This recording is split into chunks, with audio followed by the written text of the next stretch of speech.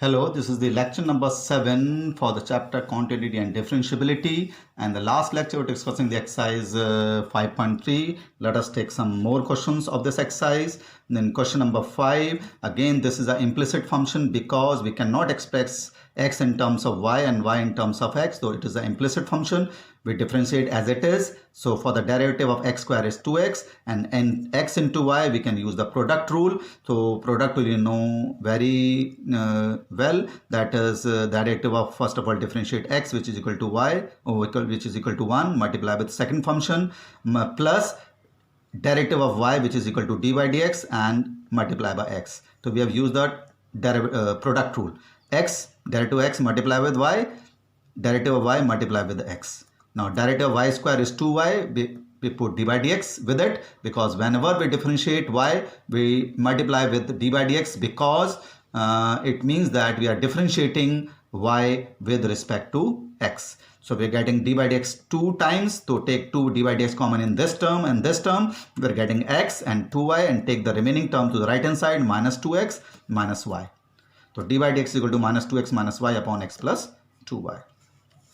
Similarly, again, this is an implicit function. We have how many terms? 1, 2, 3, 4. We have to use the product rule in these two terms. Now the derivative of 3x square is x cube is 3x square, and you use the product rule here. So first of all differentiate y which is equal to d by dx, then differentiate x square which is equal to 2x, and this is the product rule. Similarly here you multiply, differentiate y square which is equal to 2y, d by dx we have to put it here, and x as it is, plus derivative of x is equal to 1 and y square.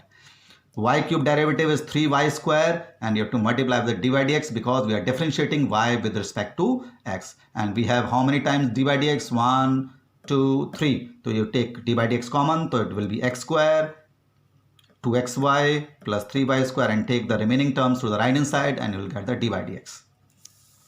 Again, question number 7, see it very carefully. It is sine square y, which is a composite function. So first of all we differentiate power, then sine. So derivative of power is 2 sine y, and derivative of sine y will be equal to cos y. So 2 sine y into cos y, dy dx we have to put, because we have differentiated y with respect to x. And see it very carefully, it is again a composite function. First of all differentiate cos which is equal to minus sine, and multiply with the derivative of x into y, which is, we can do it by the product rule. And the product rule, differentiation of x into y, we have already done in the above questions. So first of all differentiate x, then differentiate y, and whenever you are differentiating y you have to multiply with the dy dx. So we are getting dy dx how many times? 2 times, 1 here, 1 here. 2 sine y cos y, we can write sine 2y. So you take dy dx common in this term and in this term. This into this, open the bracket, this into this, open the bracket. So you take dy dx common in these two. So it will be equal to sine 2y minus x sine xy, and take this term to the right hand side. So dy dx will be equal to this upon this. Again this question, again question number 8. Again it is a composite function. First of all differentiate power, then cos x, differentiate power, then cos y. And derivative of 1 will be equal to 0. So 2 cos x, first of all differentiate power, then cos x derivative is minus sine x. 2 cos y, differentiate first of all the power, and cos x derivative is minus sine y, and you have to write dy dx also here. Again I am repeating many times, whenever you are differentiating y you have to multiply with the dy dx, because it means that we have differentiated y with respect to x. Now this is the formula for sine 2x, this is the formula for sine 2y. So dy dx you easily find it, take the right hand side divided by this. This is a composite function, implicit function derivatives. Now after that we have to simplify, differentiate the derivative, or you have to find the derivative of inverse trigonometric functions. Now whenever you have to differentiate the inverse trigonometric functions, first of all try to simplify it. First of all try to simplify this as you have done in your inverse trigonometric function chapter. In the chapter number 2 you have done inverse trigonometric function, and you have simplified there. So y sine inverse 2x upon 1 plus x square. So first of all we try to simplify it. So if we let x is equal to 10x, so what you are getting? Sine inverse 2x upon 1 plus 10x square. Why we have let it? Because this is a formula for sine 2 theta, and you know that sine inverse sine theta is equal to theta. Sine inverse sine 2 theta is equal to 2 theta. Now we have to differentiate. The question is terms of x, and we are getting theta. So you replace theta by x, So what is theta here? Tan inverse x. The value of theta is equal to tan inverse x is equal to theta. You put it here. Now you can differentiate. You have to only differentiate tan inverse x, which is equal to 1 upon 1 plus x square. So whenever you are getting inverse trigonometric function, try to simplify it by letting something, or you are getting some formula. You know that this is equal to 2 tan inverse x. You can do it directly. Also, if it is very less mark question, if it is a 1 mark question on MCQ, you can directly write 2 tan inverse x is equal to sin inverse 2x upon 1 plus, because you learn this formula. You have learned in inverse trigonometric function that 2 tan inverse x is equal to sin inverse 2x upon 1 plus x square. Or rather, you can do it like this also. Now in question number 10, again, if you see it very carefully, it is tan inverse 3x upon x cube upon 1 minus 3x square. Now it is a 3 tan inverse x formula, if you know it, if you have done it very deeply there. Or otherwise you can do it, you put x equal to tan theta here, so it will be 3 tan theta minus tan cube theta upon 1 minus 3 tan square theta, which is equal to tan 3 theta formula. This is a tan, and tan inverse tan 3 theta is equal to 3 theta, and theta from here, it is tan inverse x, as we have done in the last question. Theta is equal to tan inverse x. Now you can differentiate, divide x is equal to 1 upon 1 plus x square. See it, question number 11, cos inverse 1 minus x square upon 1 plus x square. You know this formula in the tan inverse trigonometric function is equal to 2 tan inverse x. And you can prove like this also. You put x is equal to tan theta, it is equal to 1 minus tan square upon 1 plus tan square. And this is a formula for cos 2 theta. Cos inverse cos 2 theta is equal to 2 theta. And theta is again from here, tan inverse x. Now differentiate it. Tan inverse x ka derivative 1 upon 1 plus x square. Similarly, in the question number 12, in place of cos inverse, we have sin inverse.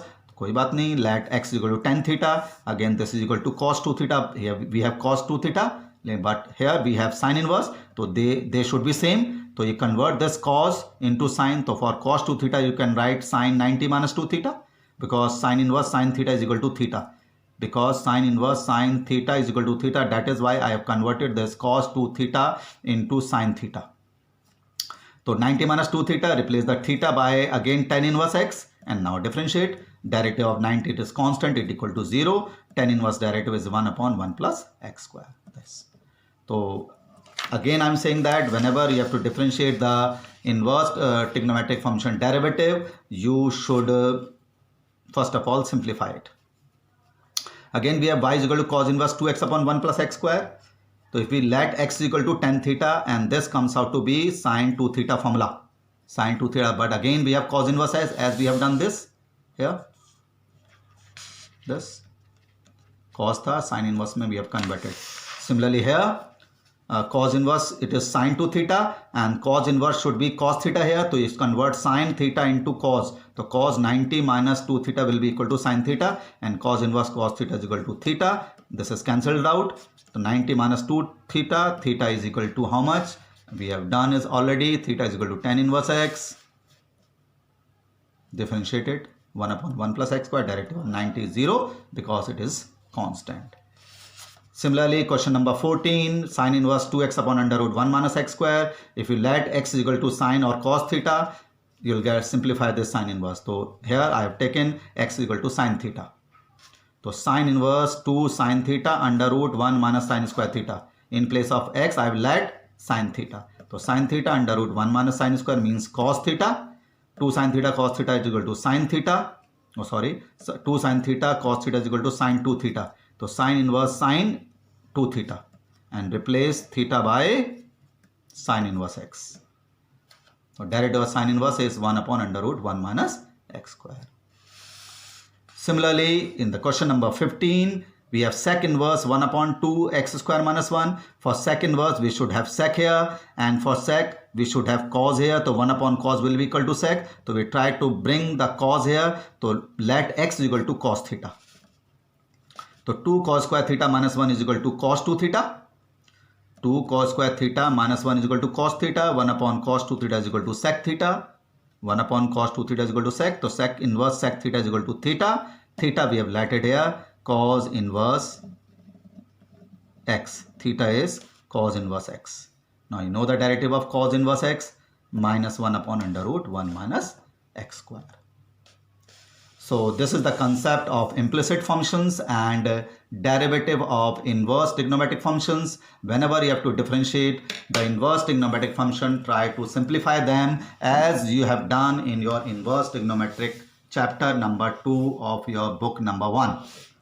We'll discuss in the next lecture. Thank you.